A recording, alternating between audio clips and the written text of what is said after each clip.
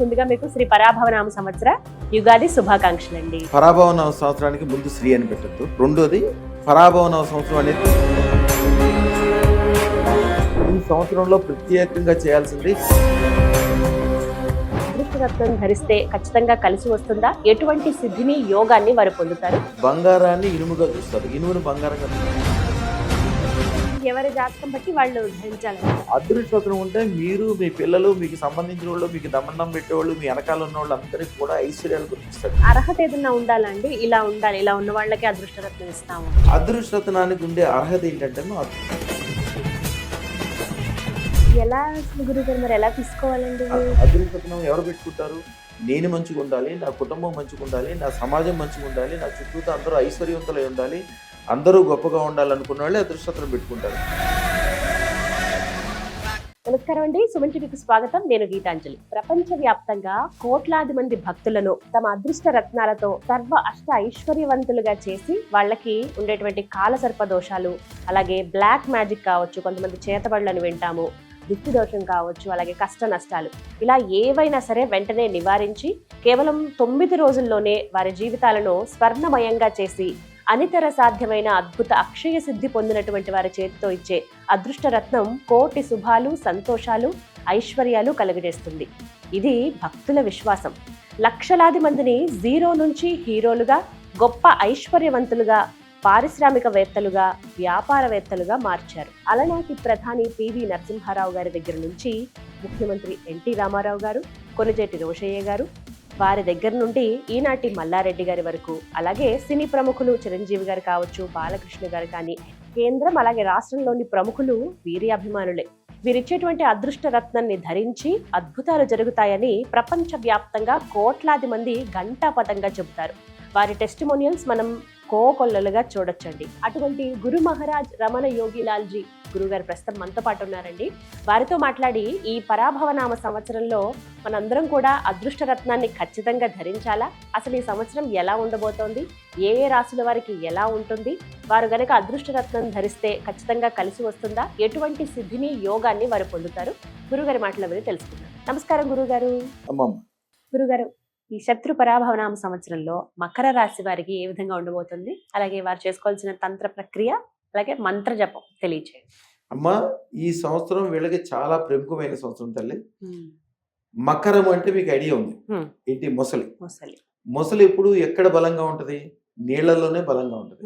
వీళ్ళు ఎప్పుడు ఎక్కడైనా వీళ్ళకి ఒక క్లబ్ లో చేరటం కానీ, మిత్రులు కానీ, బంధువులు కానీ, వీళ్ళకి సంబంధించిన ఒక వర్గం ఎప్పుడు ఉండాలి.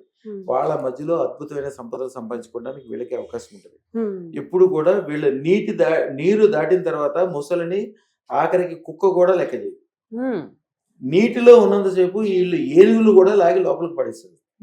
అద్భుతమైన శక్తి కలగాలి, వీళ్ళకి తెలివి బుద్ధి ఉండాలి. ముఖ్యంగా వీళ్ళ శ్రమశక్తిని ఎక్కువ నమ్ముకుంటారు. శ్రమశక్తిని కాదు, బుద్ధిని నమ్ముకోవాలి. వీళ్ళ పరుసవేది తత్వం వాలి. వీళ్ళకి అధిదేవత ఎవరు? శని. శని అంటే మందుడు, పని చేయటము, లేకపోతే నెమ్మదిగా ఉండటము, శ్రమ పడటము, పట్టుదల. మకరానికి పట్టుదల ఎక్కువ ఉంటుంది, ఎక్కువగా గట్టిగా పట్టుకుంటుంది. ఏదైనా పని మొదలు పెడితే అది అయిపోయే వరకు వదిలిపోదు. ఆ పట్టుకునే పని మంచిదై ఉండాలి. ఆ పట్టుకునే మంత్రము, పట్టుకునే తంత్రము, ఆ పట్టుకునే వ్యాపార వ్యవహారము మీ ఇంటికి అనంతమైన సంపదలు కలిగించేటట్లు చేయాలి. ఒక ఇండస్ట్రీ పెట్టుకోవడం. అందుకే శనిసుడికి అధిపతి ఎవరు? ఇనుము కదా, లోహం. అందుకని ఒక ఇండస్ట్రీ పెట్టుకోవటము, ఒక వ్యాపార వ్యవహారాలు తీసుకోవటము, దాని ద్వారా వచ్చే లాభం మీ ఇంటికి స్వర్ణంగా చేరాలి. అందుకని వీళ్ళకి ఇచ్చే మంత్రాన్ని పరుసవేది మంత్రం అంటారు. పరుసవేది అంటే ఇనుముని బంగారంగా మార్చడమే పరుసవేది.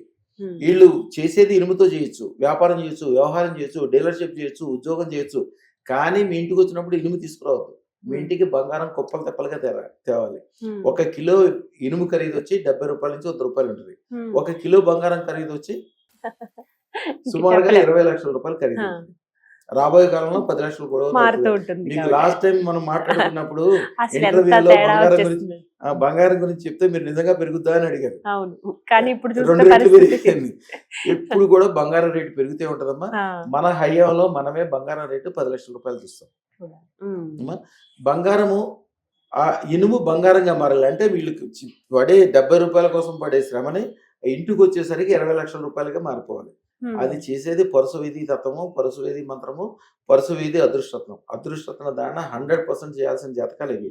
లేకపోతే జీవితాంతం శ్రమ, ఇబ్బంది, టెన్షన్లు, అప్పులు, ఏదో ఒకటి మానసికంగా వ్యధలు, కొద్దిగా ముఖం నల్లగా ఉండటము, మడ్డి గారటము, ముఖం మంచిగా ఉన్నా కానీ చూసుకున్నా కానీ మనసులో ఏదో ఒక వ్యధ ఉండటము, కొద్దిగా పనులు లేట్ అవ్వటము, ఇట్లాంటివన్నీ ఉంటాయి. లక్ష్మీదేవి స్వరూపంగా మారిపోవాలి. ఏది ముట్టుకుంటే అది బంగారం అవ్వాలి. ఇంట్లో అద్భుతంగా ఉండాలి. పిల్లలందరూ బాగుపడాలి, గొప్పోళ్ళు అవ్వాలి.